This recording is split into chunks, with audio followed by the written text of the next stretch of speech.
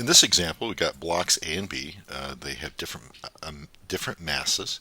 The two blocks are connected by a rigid bar of negligible mass, and we have a force F which is acting to the right on P. P is constrained to be moving on a horizontal surface, which is smooth.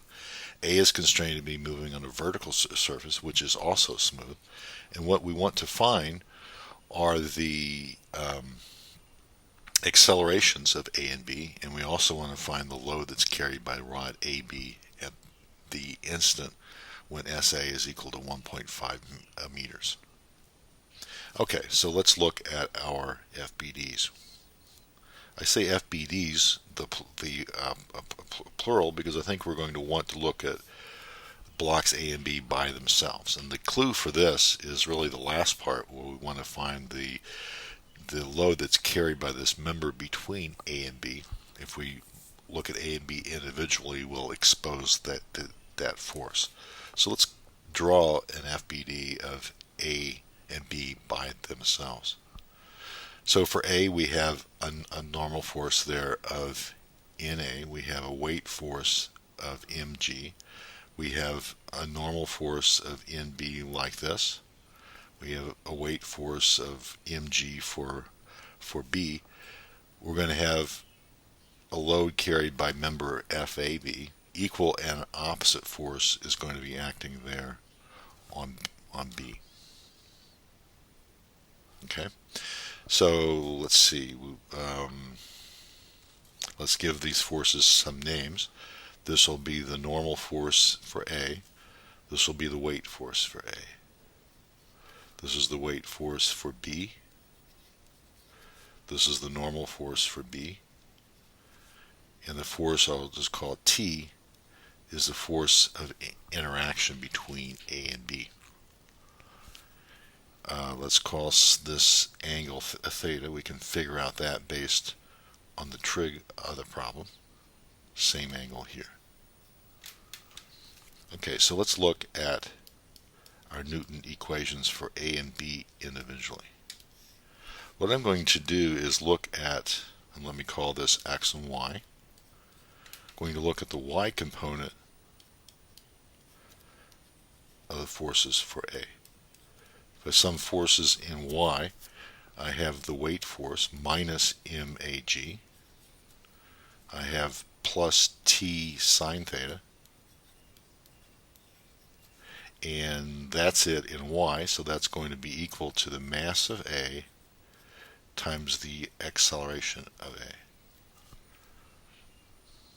If I look at B by itself. If I sum forces in x for B, I've got minus t cosine theta. Looks like I've left off a very important force here, and that's going to be the force of the applied force F plus F, and that's equal to mb a sub b. So what we have here are two equations. We have the unknowns of A sub A sub B. We have the tension force T. So we have three unknowns in our two equations. We're going to have to pull off at least one equation here from kinematics.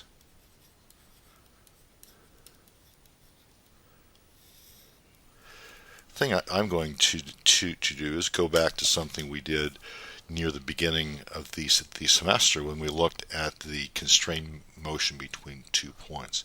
And that constrained motion is if I call SB like this, measured positively to the left, SA being positively up, if I square those two, add them together, I get the length of the rod squared. So this is just an application of Pythagorean's a theorem that says the sum of the squares of the legs is equal to the square of the hypotenuse. So if I do a differentiation of this, L is a constant. On the right side I got 2 SA dot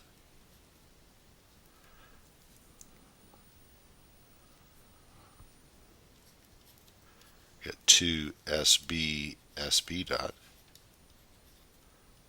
So from this I can get that SB dot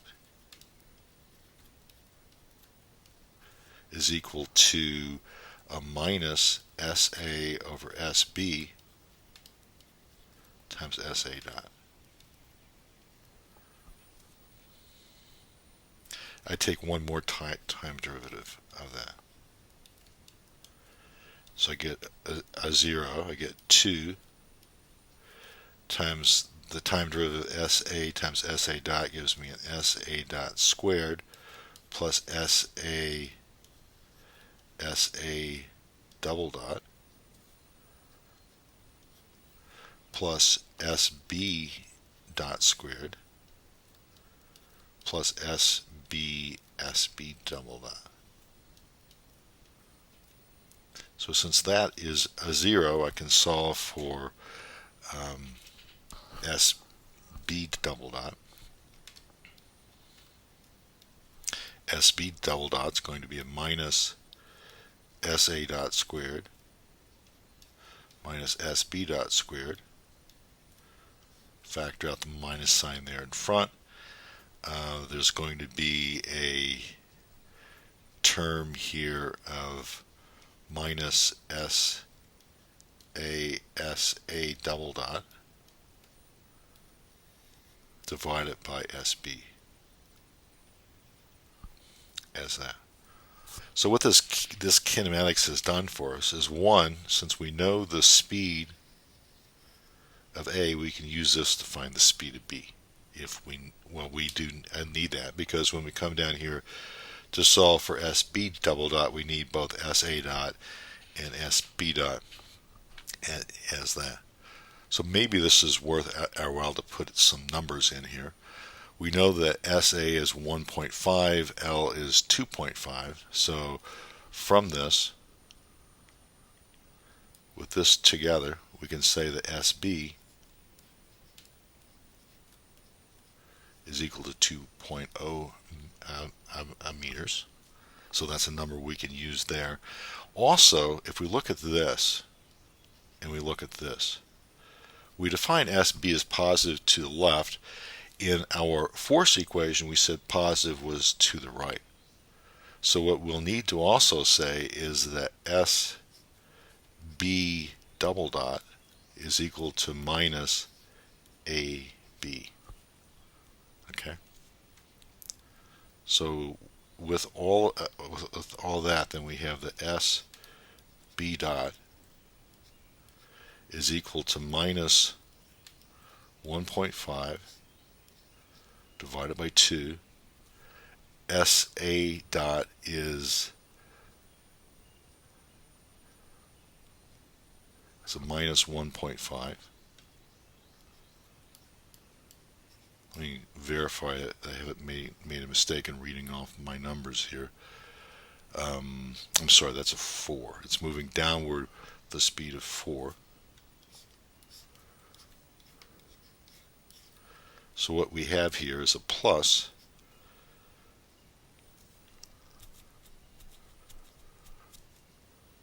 3 SB double dot. We want AB. AB is equal to minus SB double dot, so that's going to be an SA dot, which is 4 squared plus 3 squared divided by SB, which is 2, plus SA, which is 1.5, times A sub A.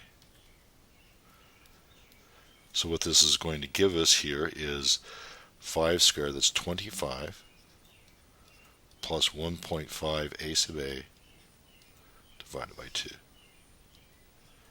So this is the equation that we really need here.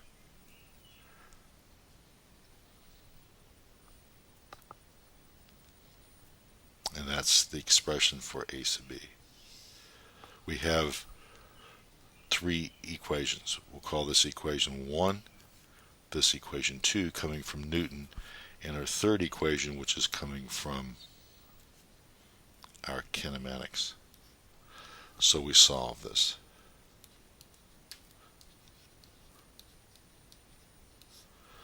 So the first equation, how do we want to do this? We'll take equation 1 and solve for t. T is going to be equal to m sub a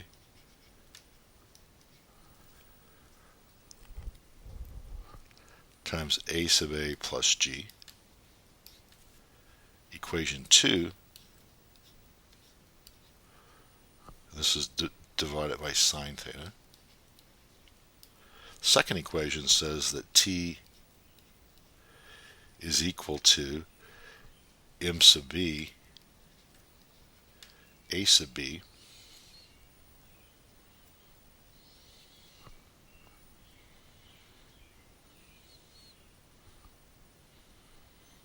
the minus sign in front plus f divided by cosine.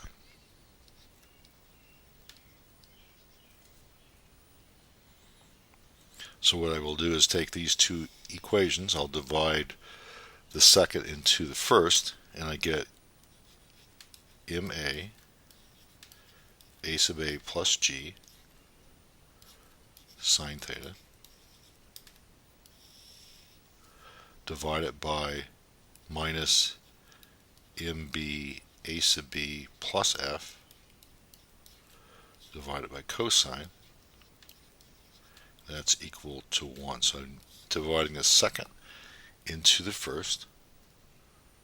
I can rearrange my terms, and I get, on the right hand side, I get a cotangent. So this is ma a sub a plus g is equal to f minus mb a sub b times cotangent. And I can group together my a sub a and a sub b, so that's going to be equal to ma a sub a plus mb cotangent theta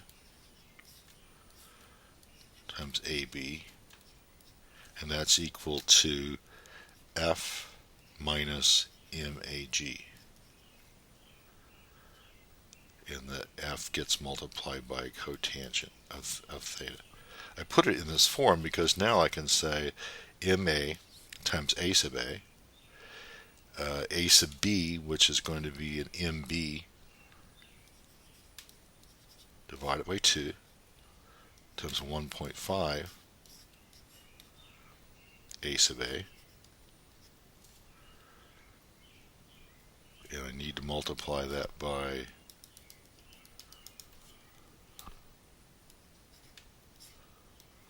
a cotangent of theta. This is a sub a. On the right hand side, I'm going to have an f cotangent theta minus mag, and I will also have a minus mb cotangent theta times 2.5 divided by 2. So from this equation I can solve for a sub a.